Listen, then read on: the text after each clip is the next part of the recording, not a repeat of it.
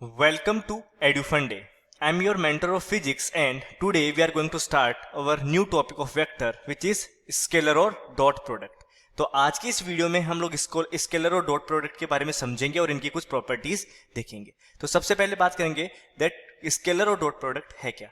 Basically किन्हीं दो vector जिनके बीच थीटा एंगल है तो इन दोनों वेक्टर के प्रोडक्ट का मैग्नीट्यूड और इसके एंगल को थीटा एंगल को कोसाइन के फॉर्म में रिप्रेजेंट करने को हम लोग बोलते हैं स्केलर और डॉट प्रोडक्ट। सी यहां पर P और Q जो है ये दो वेक्टर है और इनके बीच का एंगल थीटा है, तो P और Q का जो डॉट प्रोडक्ट होगा means vector P dot vector Q जो होगा वो होगा PQ कोस थीटा, यानी कि वेक्टर P का मैग्नीट्यूड वेक्टर Q के मैग्नीट्यूड को मल्टीप्लाई करना और विद कोस थीटा, तो ये हो जाएगा P और Q का डॉट प्रोडक्ट।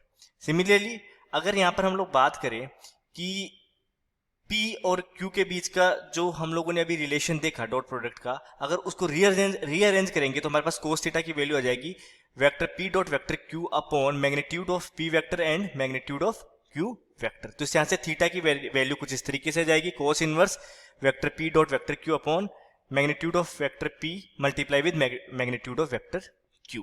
ठीक है, अब हम लोग बात करेंगे स्केलर और डॉट प्रोडक्ट की प्रॉपर्टीज के बारे में। तो सबसे पहली प्रॉपर्टीज है कम्यूटेटिव प्रॉपर्टीज, मींस जो डॉट प्रोडक्ट या स्केलर प्रोडक्ट होते हैं ये कम्यूटेटिव लॉ को फॉलो करते हैं। अगर इसका मैथमेटिकली मीनिंग हम लोग देखें तो हम लोग लिख सकते हैं that vector P dot vector Q equals to vector Q dot vector P।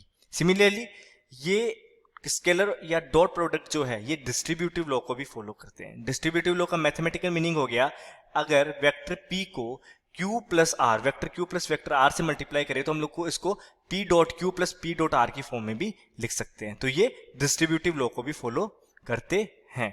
और अगर दोनों वेक्टर के बीच एंगल 90 डिग्री से कम है then it is always a scalar which is positive, अगर इन दोनों के बीच दोनों वेक्टर के बीच का एंगल 90 डिग्री से कम है, और अगर इन दोनों वेक्टर के बीच का एंगल 90 डिग्री से ज्यादा है तो इन ये क्या हो जाएंगे नेगेटिव होंगे। See scalar product of two vector will be maximum when cos theta equals to 1। cos theta equals to 1 का मतलब हो गया थीटा की वैल्यू 0 डिग्री, क्योंकि हमें पता है कि cos 0 डिग्री की वैल्यू क्या होती है 1 होती है, और cos 0 डिग्री का मतलब ये हो गया कि दोनों वेक्टर क्या होने चाहिए पैरेलल, यानी कि P डॉट Q मैक्सिमम होगा जब ये दोनों आपस में पैरेलल हो, यानी जहां अगर इन दोनों के बीच का angle theta equal to 0 degree है तो इनकी वैल्यू P डॉट Q जो होगा वो मैक्सिमम होगा, वो हो गया PQ। अगर यहां पर इनके कंपोनेंट की अगर मैं बात करूं तो इसको हम लोग P डॉट Q को लिख सकते हैं PQ cos थीटा या फिर Q P cos theta. Basically होता है Q cos थीटा का मतलब हो जाता है component of Q in the direction of P, और Q P cos थीटा का मतलब होता है component of P in the direction of Q। अगर दोनों वेक्टर परपेंडिकुलर हो, देखिए पैरेलल की कंडीशन में हम लोगों ने देख लिया कि थीटा की वैल्यू 0 डिग्री, यानी कि दोनों का जो डॉट प्रोडक्ट होगा वो मैक्सिमम होगा PQ। लेकिन अगर दोनों परपेंडिकुलर हो या फिर ऑर्थोंगल हो तो यहां पर थीटा की वैल्यू होगी 90 डिग्री, यानी कि यहां पर P डॉट Q की वैल्यू क्या हो जाएगी मिनिमम, क्योंकि cos 90 डिग्री की वैल्यू क्या होती है 0। सो हम लोगों ने दोनों केस देख लिए। तो अगर मैं बात करूं परपेंडिकुलर केस की फॉर यूनिट वेक्टर्स, तो दो यूनिट वेक्टर I और J है, तो I dot J dot K या K डॉट I की बात करें क्योंकि ये यूनिट वेक्टर है तो इनकी वैल्यू हमेशा इक्वल्स टू क्या होती है 1 होती है। अब हम लोग बात करेंगे दो वेक्टर के डॉट प्रोडक्ट हम लोग कैसे करें। मान लेते हैं कि एक वेक्टर हमें दिया हुआ है Px i cap Py j cap और Pz k कैप, और एक वेक्टर हमें दिया हुआ है Q equals to Qx i cap Qy j cap Qz k cap. तो इन दोनों का डॉट प्रोडक्ट जो होगा P डॉट Q वो होगा Px Qx plus Py Qy plus Pz Qz, यानी कि x कोड जो x डायरेक्शन को रिप्रेजेंट करता है उनको x से मल्टीप्लाई कर देंगे, क्योंकि x को y और z से मल्टीप्लाई करने पे वैल्यू 0 हो जाएगी। इसी तरीके से सिमिलरली y को y से मल्टीप्लाई कर देंगे, बाकी से वैल्यू 0 हो जाएगी मल्टीप्लाई पर, और सिमिलरली z टू z। तो हमारे पास p डॉट q का जो वैल्यू आएगी, इनका जो कोस डॉट प्रोडक्ट आएगा वो आएगा Px Qx plus Py Qy plus Pz Qz। अब हम लोग डॉट प्रोडक्ट से रिलेटेड कुछ एग्जांपल्स हम लोग देख लेते हैं। जैसे कि अगर हम लोग बात करें कि फोर्स और डिस्प्लेसमेंट की, तो फोर्स और डिस्प्लेसमेंट का स्केलर प्रोडक्ट जो होगा वो हमेशा वर्क होता है, जिसको हम लोग रिप्रेजेंट करते हैं W equals to F S से, जिसको हम लोग लिख सकते हैं W equals to F S cos theta, यानी कि force and displacement multiply with cos theta, इन दोनों के डायरेक्शन के बीच का एंगल।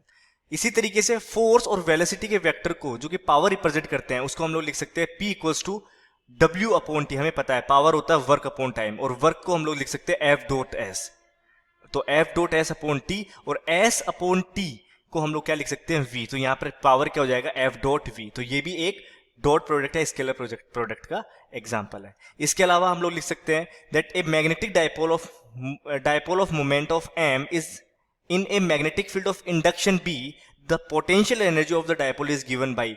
तो किसी भी डायपोल की पोटेंशियल एनर्जी को हम लोग किस तरीके से रिप्रेजेंट कर सकते हैं, U equals to minus m dot B या minus m B cos theta. तो ये जो एग्जांपल है वर्क, पावर और potential energy of the dipole, ये एग्जांपल है स्केलर या डॉट प्रोडक्ट के।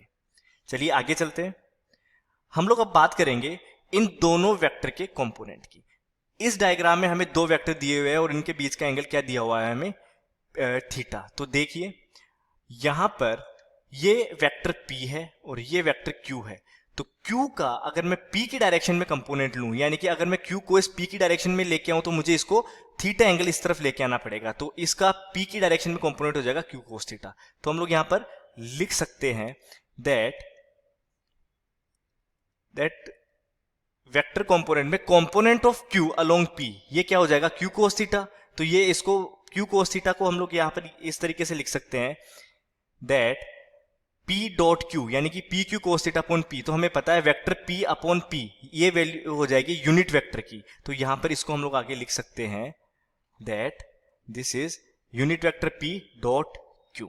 सिमिलरली अगर मैं कंपोनेंट ऑफ P देखूं अलोंग Q, तो ये हो जाएगा P कोस थीटा, यानी कि इस P को अगर मैं Q की डायरेक्शन में देखूं तो मुझे इसको थीटा एंगल इस डायरेक्शन में लेके आना पड़ेगा, तो ये हो जाएगा P कोस थीटा, तो ये हो जाएगा P dot Q upon Q, यानी कि unit vector Q dot P। ये इस तरीके से इनका क्या हो जाएगा component of P along Q, ये हमने देख लिया। Thank you for watching edu फंडे।